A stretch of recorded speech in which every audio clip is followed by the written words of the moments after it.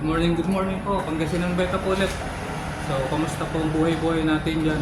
Sabi nga ni Boss Malupiton. So, today po, tapusin natin itong ating client tank dito. No? 30 gallons to. And then, kahapon tinapos ko na yung hardscape niya. Kaya focus lang natin konti. Yan. So, since limited tayo ng ating supply, especially in drink food. So meron akong ginamit dito, single drink food lang. So hopefully maka-create tayo ng magandang setup dito using this drink food.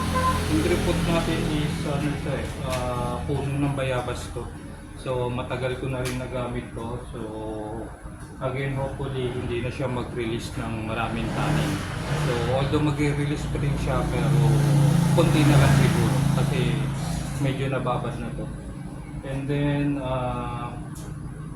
gumamit tayo ng sand dito, local sand po, construction sand, river sand.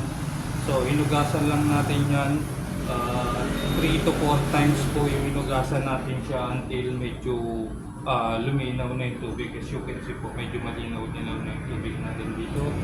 And then sa nakikita nyo po, meron po tayo dito plastic, no?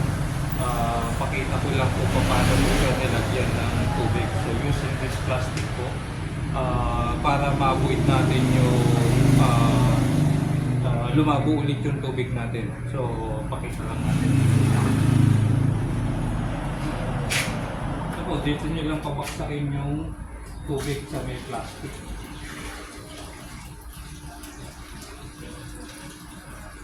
So nakikita nyo hindi nagagalaw yung buhangin sa ilalim.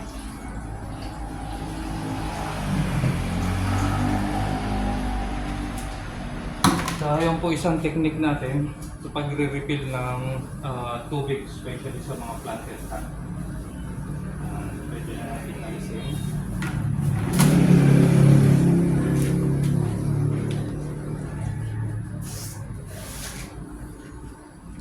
So yun po. Ilagyan ko na rin ng tubig, no? Halfway siya. Sa iba kasing mga aquascaper, hindi agad naglalagay ng tubig. Pero sa akin kasi mas maganda may tubig na para makita mo na kagad yung setup natin. Especially sa mga stem plant natin, makita na natin yung ayos niya. Kaysa yung iaayos mo din tutubigan natin. So, later on mag-aayos ka pa ito, at least makita mo na kagad. So halfway lang muna tayo, saka na natin siya ulit punuin. And then ito yung mga halaman natin.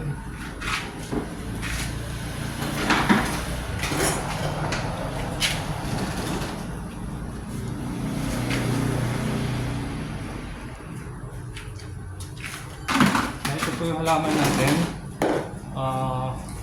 Main plant po natin itong Echinodoros.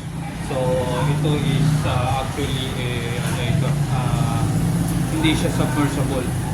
So yung buket niya lang yung nakalubog. Then yung dahon is above the aquarium. So ito yung ating pinaka-focus plant. And then meron tayo mga Cryptocorin dito, brown Cryptocorin. Then Pacopa Muniera. Meron tayo kalimutan ko pangalan ito. So yun po, puro low-tech lang po yung ating mga plants. Para po madaling i-manage lang po. Again, low-tech lang po talaga ako. Hindi po ako gumagamit ng mga high-tech plants. Kasi nagtitipid din tayo sa mga gamit natin. Especially po pag-maintain ng planted tank, lalo na sa mga high-tech. So kailangan pa natin CO2, kailangan pa natin full spectrum na light. So dito po hindi na kailangan, kahit na napakahinang ilaw lang o simpleng LED light lang po, pwede mabubuhay po